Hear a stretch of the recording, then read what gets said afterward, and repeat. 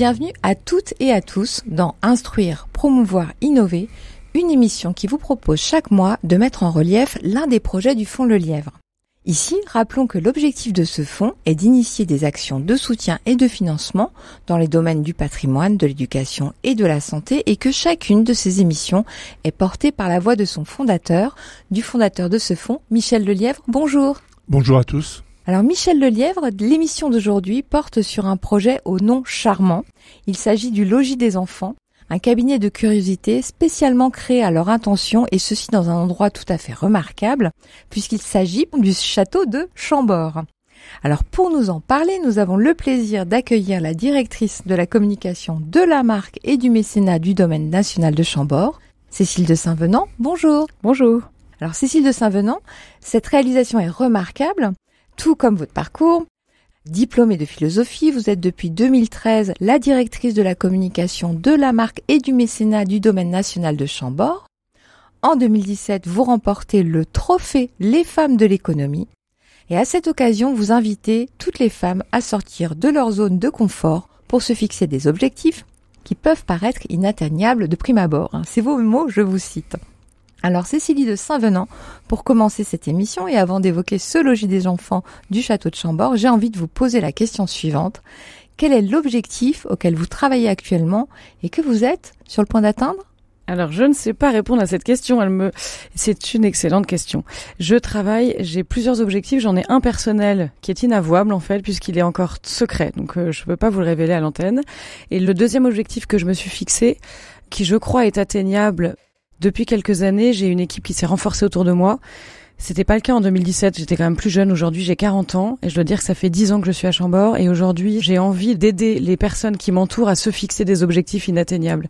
J'ai des jeunes femmes autour de moi, des moins jeunes, des hommes aussi et je trouve que ce qui m'anime aujourd'hui, beaucoup plus qu'il y a quelques années, c'est de voir les personnes qui m'entourent grandir au quotidien et se fixer des objectifs pour dépasser toujours leurs compétences, leurs connaissances et s'autoriser à aller dans des endroits, des réflexions, des missions auxquelles ils n'avaient pas pensé auparavant. Donc je crois que c'est plutôt ça aujourd'hui qui m'anime, indépendamment de cet objectif. Et de quelle façon vous pouvez, vous, au sein de votre équipe, porter ces aspirations, porter ces ambitions, puisqu'en fait, ces objectifs-là deviennent atteignables à partir du moment où on y met ce qu'il faut comme volonté et comme moyen.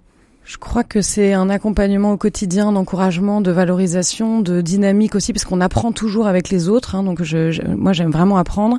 Et c'est le fait d'autoriser les personnes à penser en dehors d'elles-mêmes. Et je trouve que c'est une forme de maïeutique, en fait. Moi, j'ai une formation en philosophie, comme vous l'avez dit.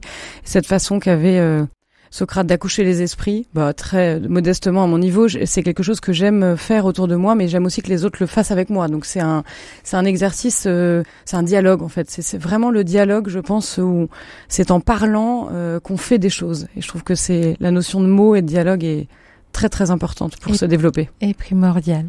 Alors Cécilie donc de Saint-Venant, merci pour la réponse à cette question pas tout à fait conventionnelle, on en convient. Concernant donc ce cabinet de curiosité, le logis des enfants, comment cette idée est-elle apparue ?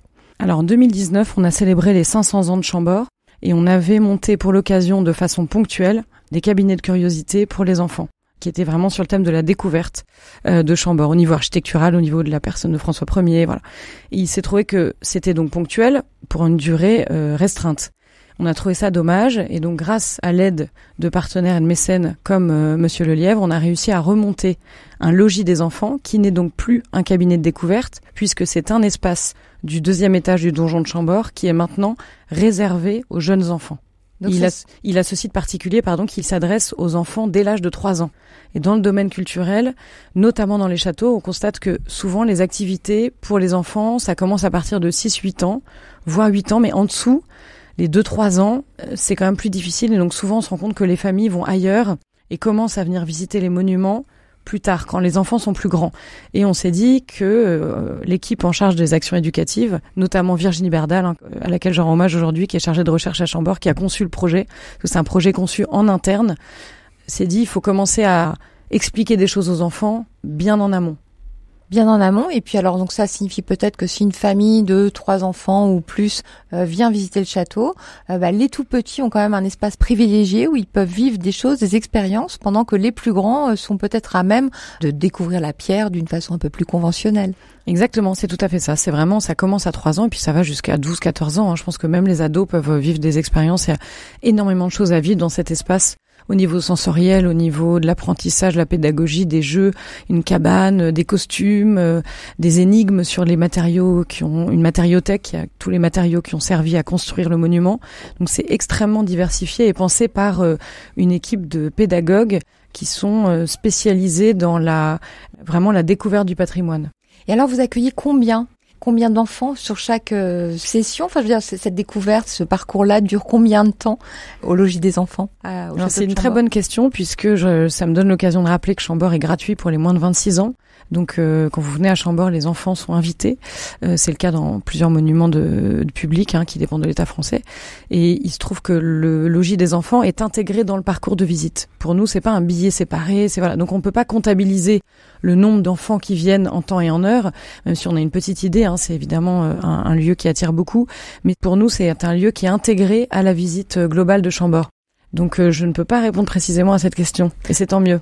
Mais par contre, il y a 16 activités différentes. Oui. Et vous avez évalué le temps peut-être qu'un tel parcours Alors demande? En termes de temps, ça dépend des enfants. Il y a des enfants qui vont avoir envie de passer très peu de temps, qui vont faire un jeu autour des cubes, qui vont s'intéresser à la matériothèque, qui vont se mesurer. Il y a aussi une toise pour se mesurer à la taille de François Ier. Donc chaque enfant peut se mesurer avec ses parents pour se comparer la taille de François Ier. Parce que François Ier était très grand. Alors on peut rappeler qu'il faisait 1m98 et à l'époque, on le prenait quasiment pour quelqu'un qui dépassait la fonction, le fait d'être un humain normal. En fait, il était de l'ordre du géant. Comme ça, c'est le dernier roi chevalier. Était déjà de l'ordre du divin, donc. Il y a quelque chose comme ça d'assez unique dans cette taille d'1m98. Donc les enfants, il y a une sorte de reproduction de François Ier en très très haute définition. Donc on a vraiment l'impression qu'ils vous accueillent dans ce lieu. Et donc les enfants peuvent y passer 10 minutes jusqu'à 1h30 sans problème. C'est vraiment un lieu extrêmement ouvert. Et l'idée, c'est vraiment de se mettre au service des familles et des enfants qui viennent. Alors à présent, je vais me tourner vers vous, Michel Lelièvre. Comment avez-vous rencontré Cécilie de Saint-Venant? J'ai rencontré d'abord Chambord. Je crois que c'est important de le rappeler parce qu'il y a quand même un lieu qui nous dépasse tous. Oui. Indépendamment de la taille de François Ier. Oui. Chambord fait rêver tous les Français. Enfin, même beaucoup de gens viennent du monde entier pour découvrir Chambord et vibrer à la vue de cet ensemble. Donc, en fait, j'ai connu d'abord Chambord plus profondément grâce à Bruno Chauffet-Rivard, qui était l'architecte de Chambord, quand il a pris sa retraite. Et concomitamment, ou juste après, j'ai encore mieux connu Chambord, si je peux dire, grâce à Pierre Dubreuil, l'actuel directeur général, avec lequel je nourris des liens amicaux très intéressant. Et donc vous vous êtes intéressé à ce projet de pierre et d'histoire Oui, de toute façon, j'avais envie d'aider des projets à Chambord et on m'a proposé d'accompagner l'aménagement de ce cabinet de curiosité et j'ai dit oui, bien sûr. Banco, comme d'habitude, j'allais dire. Pas comme d'habitude, mais c'est vrai que ça me correspond assez bien puisque il a un rôle pédagogique, il a un rôle aussi de mieux faire connaître les vieilles pierres.